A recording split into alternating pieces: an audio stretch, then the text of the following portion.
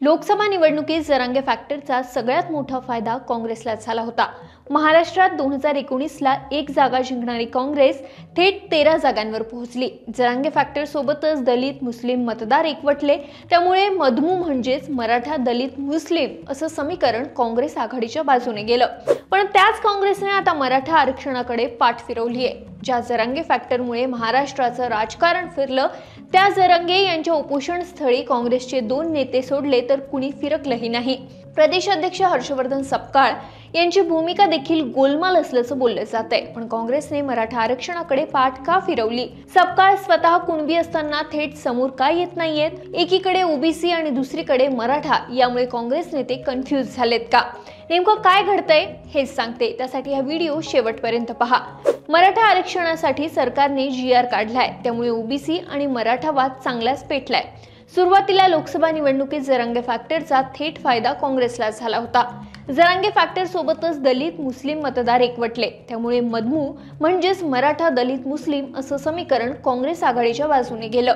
पण विधानसभा निवडणुकीत हे समीकरण हातातून सुटलं आणि काँग्रेसला फक्त 16 जागांवर समाधान मानावं लागलं।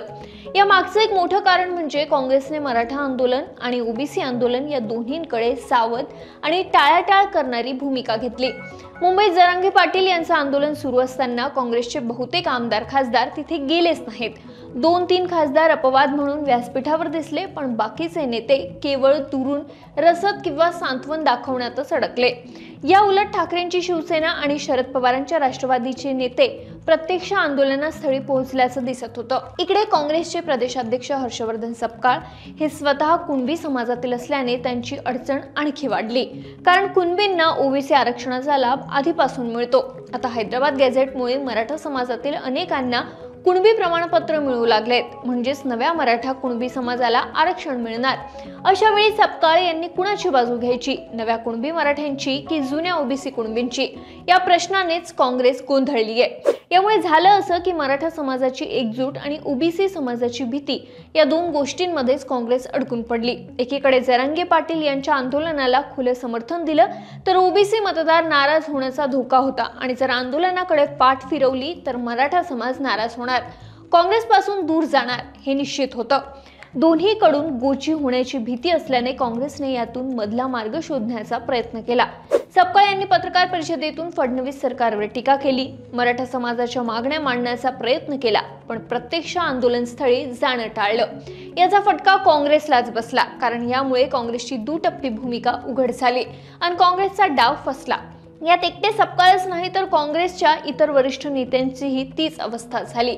विजय वडेट्टीवार, नाना पटोले, बाळासाहेब थोरात, सतेज पाटील यांच्यासारखे नेते आपापल्या मतदारसंघापुरता पाठिंबा देत बसले, पण महाराष्ट्रभर मराठा समाजाला हवा असलेला ठाम पाठिंबा कुणीही दिला नाही।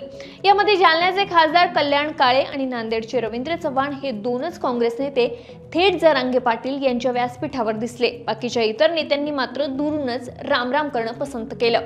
सगळ्यात महत्त्वाचं आणि धक्कादायक गोष्ट म्हणजे प्रदेशाध्यक्ष सपकाळ हे स्वतः कुणबी आहेत, त्यामुळे त्यांची ठाम भूमिका समोर येणं अपेक्षित होतं। पण त्यांनी टाळाटाळीची भूमिका घेतल्यामुळे काँग्रेसची खरी भूमिका काय हा प्रश्न कळीचा ठरला।